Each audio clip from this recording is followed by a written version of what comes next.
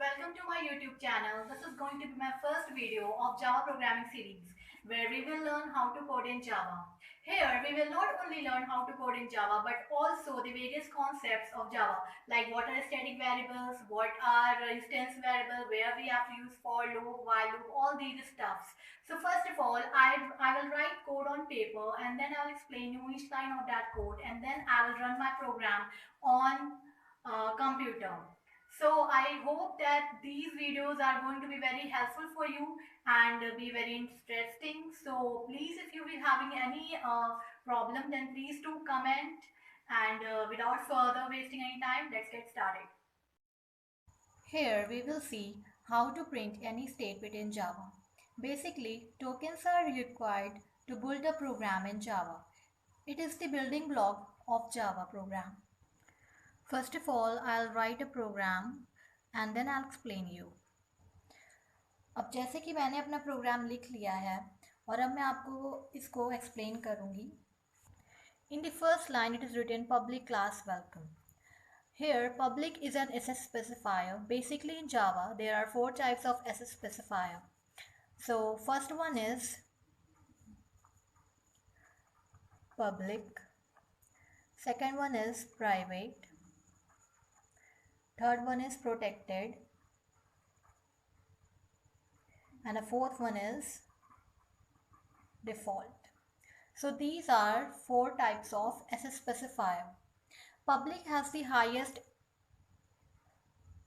accessibility. अगर हम public use करते हैं किसी भी क्लास के लिए, मेथड्स के लिए या किसी भी फील्ड्स के लिए, तो कोई भी क्लास चाहे वो सेम पैकेज में हो या डिफरेंट पैकेज में हो, वो उसको एसेस कर सकती है. अब पैकेज यहाँ पे क्या होता है, पैकेज जो है कलेक्शन ऑफ क्लासेस होती है और इसके बारे में हम नेक्स्ट वीडियो में जानेंगे. Now if we use private, then it is visible within the same class and are not inherited by subclasses. Protected can be applied to methods and fields only. It is not applied to class and interfaces. And now default specifier allows class methods and fields visible in the same package. तो हम class की बात करते हैं. अब class जो होता है वो फैक्ट्री होती है जो कि ऑब्जेक्ट्स बनाती है. ठीक है, इसको हम फैक्ट्री भी कहते हैं. एंड सेम टाइप और जो क्लास होती है वो सेम टाइप्स के ऑब्जेक्ट्स को बिल्ड करती है. जैसे कि अगर हमने कोई क्लास लिया है कार, तो वो कार्स के ही पार्ट्स, मतलब जैसे बर्ड्स हैं तो बर्ड्स को कुछ भी हो सकता है, पिजन, पिकॉक. सो ये सब क्या ऑब्जेक्ट हो गए उसके. तो क्लास सेम रिप्रेजेंट करती है सेम टाइप्स ऑफ ऑब्जेक्ट को, जिसके सेम एट्रीब्यूट्स हों, सेम बिहेवियर हो, ऐसा.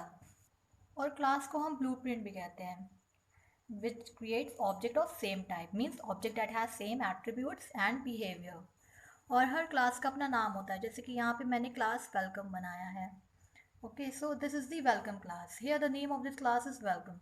But you should remember that it should not be a keyword.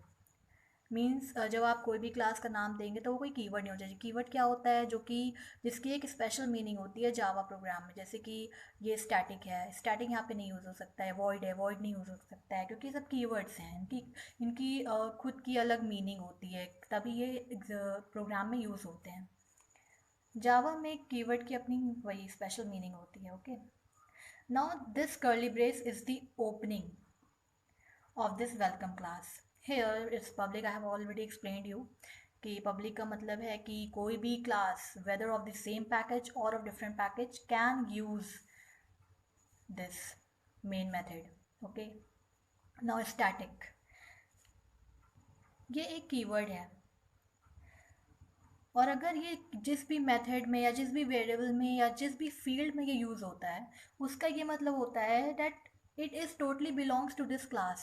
Means you need not to build any object to access this method. Okay, this main method doesn't require any object. क्योंकि हम क्या करते हैं, कोई भी हम लोग class लेते हैं उसका ऑब्जेक्ट बनाते हैं, फिर अगर कोई मेथड यूज़ कर रहे हैं तो होता नहीं है object dot class then function जो हमारा होता है. जैसे कि जैसे कि हमने अगर स्कैनर क्लास ली है तो स्कैनर क्लास का हम ऑब्जेक्ट बनाते हैं, scanner S C equals to new scanner system dot in. अब स्कैनर क्लास के बारे में हम नेक्स्ट वीडियो में पढ़ेंगे। तो इस तरह के हम ऑब्जेक्ट्स बनाते हैं, बट जहाँ पे स्टैटिक हम लोग यूज़ करते हैं उसका ये मतलब है कि हमें ऑब्जेक्ट नहीं क्रिएट करना पड़ेगा इस मेथड को एसेस करने के लिए। अब ये जो वॉइड मैंने यूज़ किया है, वॉइड जो होता है उसका मतलब तो नल होता है। Okay, it's mean that this main method, this is the main method from where the execution of this program, of this welcome program is going to start. Now this void means this main method is not going to return any value, and this is the main method, main string args. String args is the argument for this main method. Now args is the name of a string type. Okay, you can give any name to this arg, means you can give any name. So this is an array. This string args stores Java command line argument. It is an array of type java.lang string class. अब जो ये Java dot Lang है, for example, अब जैसे मैंने अभी package की बात की थी, तो यहाँ पे हमने कोई भी पैकेज नहीं लिया है, ठीक है। तो इसका ये मतलब है, जैसे हम लोग पैकेज लेते हैं ना, import Java dot I O dot scanner means util dot scanner. So ये सब क्या, ये सब पैकेज हैं, बट अगर हमने यहाँ पे कोई पैकेज नहीं लिया है, इसका मतलब कि हमने एक पैकेज तो लिया है जो कि जावा डॉट लैंग है। ये बाय डिफ़ॉल्ट है पैकेज, ओके। ये बाय डिफ़ॉल्ट कॉल हो जाता है अगर हम कोई भी पैकेज नहीं मेंशन करते हैं तो। Now, this is the opening of this main method, this curly braces. Now, system.out.println welcome. This is the statement. Basically, a method is invoked by object name dot method name. जैसे कि मैंने आपको बताया, जैसे scanner class का कोई object है तो आप कैसे करोगे, scanner S equals to new scanner system dot in, ठीक है, मैंने ऐसे लिख दिया है, ठीक है। तो ये आपका ये क्या है, ये ऐसी क्या है, ये आपका ऑब्जेक्ट है। तो यहाँ पे जो है एक प्रिंट स्ट्रीम एक क्लास होती है। सो ऑब्जेक्ट जो डॉट प्रिंट जो है यहाँ पे प्रिंट एलन, वो एक मेथड है। And Java provides an alternative way, you can say, to create object of print stream class. ये जो print stream class होती है हमारी, उसका एक ऑब्जेक्ट क्रिएट करता है जो कि system.out है। system.out ये ऑल्टरनेटिवली ये ऑब्जेक्ट बन जाता है जब हम प्रिंट स्टेटमेंट को कॉल करते हैं, ठीक है। system.out, सिस्टम यहाँ पे क्लास है और आउट इसका क्या है, ऑब्जेक्ट, जो कि किस टाइप का है, प्रिंट स्ट्रीम। तो हमने कि जैसे कि देखा कि यहाँ पे हर एक टोकन्स के क्या अलग मतलब हैं, क्या है। अब आगे चल के हम लोग नेक्स्ट वीडियो में हम लोग अपने कॉन्सेप्ट्स और क्लियर करेंगे। बेसिकली ये तो एक बहुत ही बेसिक सा प्रोग्राम था, बट फिर भी ये हमें इससे काफ़ी लेट एक्सिक्यूटेड ऑन कंप्यूटर।